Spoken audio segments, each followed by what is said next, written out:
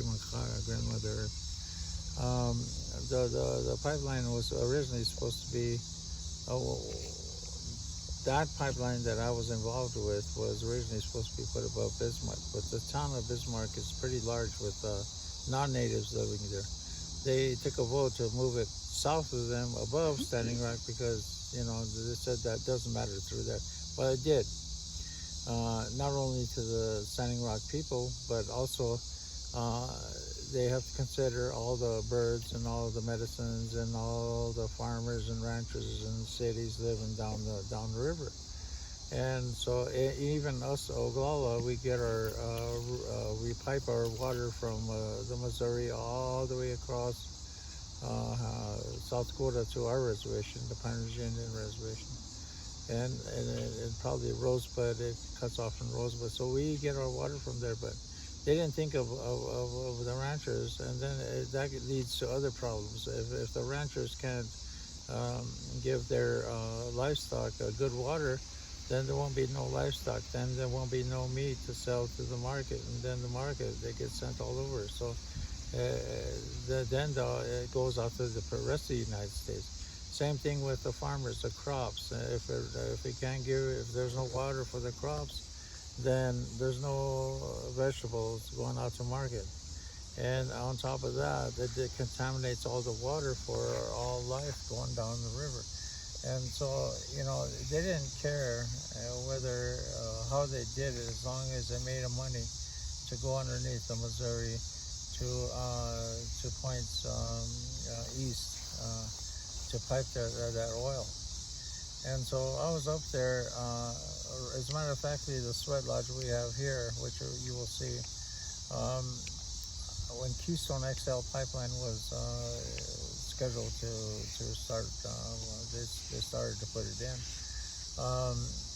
I thought about it, and I said, if that ever comes close towards the reservation, and of course anywhere really, basically, I said I was going to take my Eagle staff and load my Chinopa, what they call the pipe, load it and stand in front of it and pray. Mm-hmm. And I said, and things happen in twos in what we do. Well, we're special, kind of, not special, but we're kind of, yeah, we are, we're special. We're not really nothing.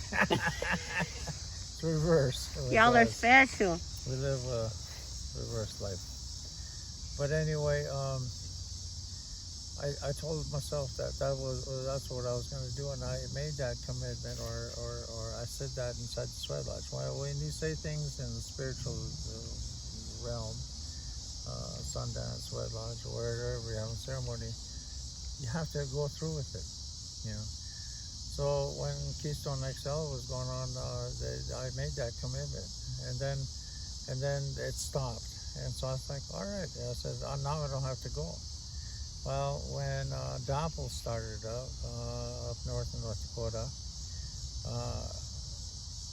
we were at a powwow because we have a traditional drum group, and we were singing that on a reservation called Oglala Nation Powwow. We were singing there, and there's, just like you young people, there was like 3 of them that came and wanted a little time on the microphone. Mm. And so they gave them a little time on the microphone, and they talked to the people and told them what was going to happen. They told the people that they need support, they need people up there. And as they were talking, I was really listening, and I looked around, and nobody was really paying attention. The majority of the people weren't paying attention. And I was looking around, and I was like, how come they're not paying attention to something so important? And so when I came back, I said, that's not the commitment I made, but I had this pull, like, you're supposed to do something, you need to do something, and it always came to me, it's like a pull. And then next thing I know, I was like, I don't have any money, so I can't travel all that way. I had a vehicle, but I couldn't make it up there. And I was like, I was trying to come up with my own excuses, and but they weren't really excuses; they were the truth, really. And I remember sitting there, and nephew's house, and my niece called from South Dakota, and she said, "You told my mother every year, all the time, that whenever she asked you to go to that powwow, they had a powwow up there. Every time at Lower Brule Reservation, they said, you always said, well, we're going to try to make it. But every year when you get to that point, we're always doing ceremony or something always came up where we couldn't go." And she said that you promised that all these years, and now that she's been gone, went to heaven for 4 years ago, can you come up and we're going to do an honor for her.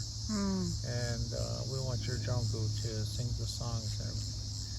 But at the same time, all the singers took off in different directions, singing at different sundances and doing other things. Because, when nothing happens, everybody has a free will to do whatever. And so I said, okay, I'll be there.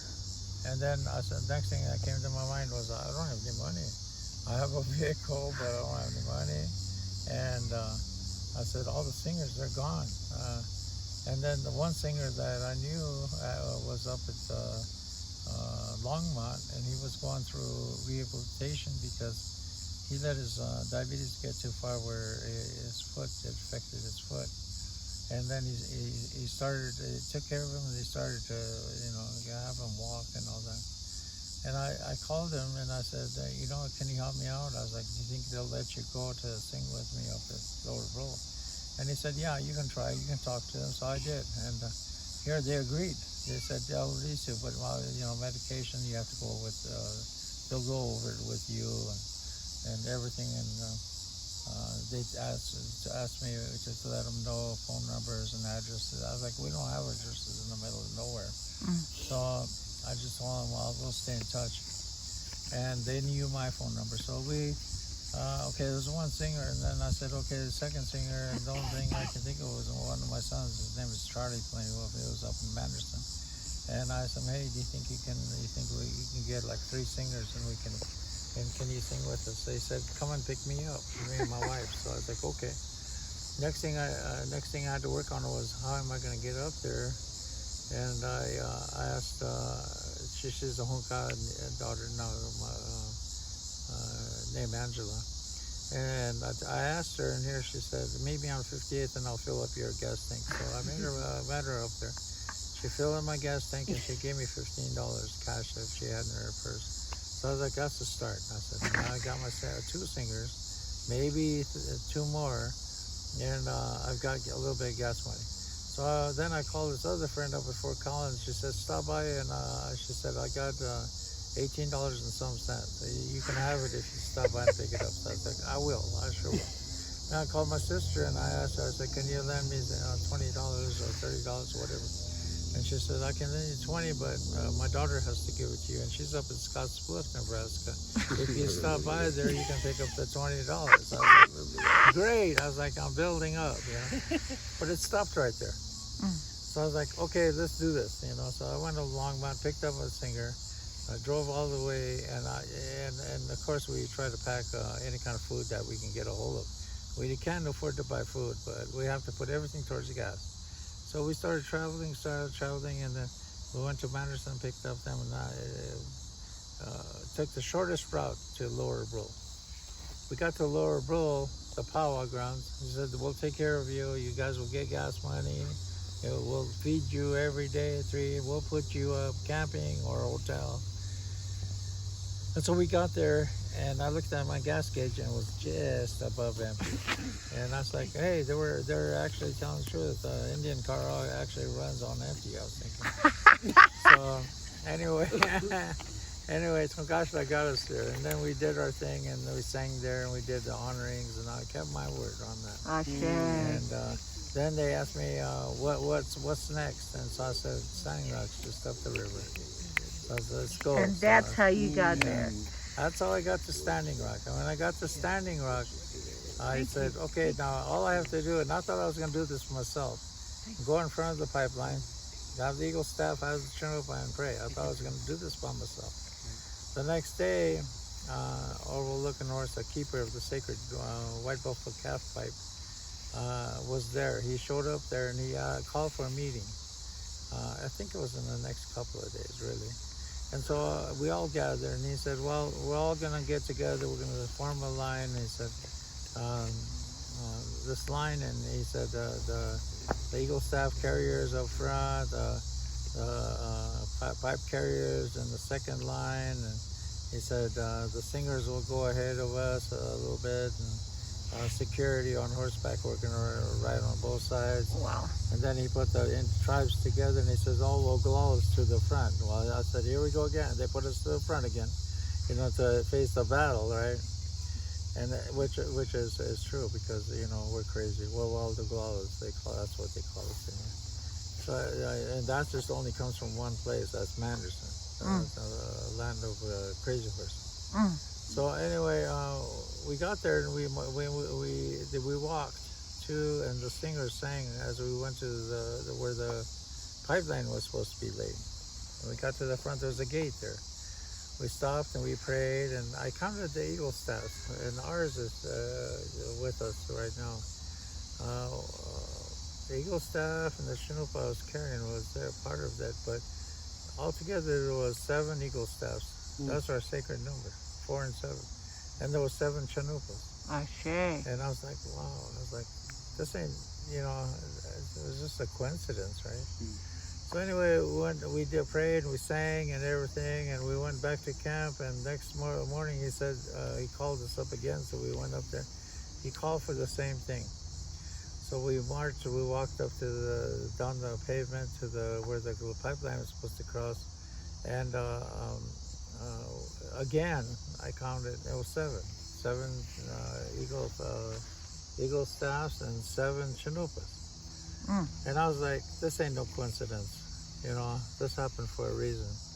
And this happened with Chief Orville Looking Horse, the keeper of our sacred Chanupa, White Buffalo Calf Pipe. That is the highest. That's the one that's sent from Tunkashila. And I was like, this isn't a coincidence. This is what's supposed to happen. And so we went back. There was only two ceremonies that we did up there. Went back, and on the 3rd day, I was like, well, we have enough money to get back home. I said, drop these guys off in Madison. And so we went to sleep. We stayed up late, of course, and sang and whatever. And it felt so beautiful, So anyway, we went to bed. Next morning, I usually get up early, bright and early, as the sun, how it gets daybreak a little bit. That's the way it was getting. And every morning I'd get up and I'd look to the east and say a little prayer, even if it's just short. I'd say it, and then I get my day started. I looked to the east, and so I had this feeling that I needed to look north. So I looked north without praying. I looked north. I looked north to where the pipeline was supposed to cross, where the north gate, the main gate was. And as I looked north, it seemed like I went into another world. And it was a vision. And it showed me the massacre of Wounded Knee. And I seen women running, children running, and I seen everybody getting shot, and people were getting, the cannons were going off, and I seen babies crying and women crying, and I seen old people, and then it went away, and I came back, and I said, that was a vision. And the emotions that came to me at that time, and granted, there was only maybe 2 other people that early in the morning. One was way over there, one was way over there. And when I came back, the emotions got to me. I started to cry because of what I saw. And then I think I realized that I was like, gosh, sent me this vision for a reason. And so I sat there, and I sat there for a long time praying and thinking about it. And, then I'm the kind of person where you get up in the morning, the only thing that gets you going is besides the prayer, was a cup of coffee and a cigarette. So anyway, I sat there for a long time, and then I realized I don't even have coffee. So then I had to look for coffee. So I went to the camp and I said, anybody have coffee? And they said, one person said, yeah, I got coffee. So they put me coffee. And I went back and I sat, just like I'm sitting now. And I kept on thinking about it. And my son got up and my daughter-in-law got up. They came out of the tent and he says, what time are you leaving, Pops? So I looked at him and I said, we're not.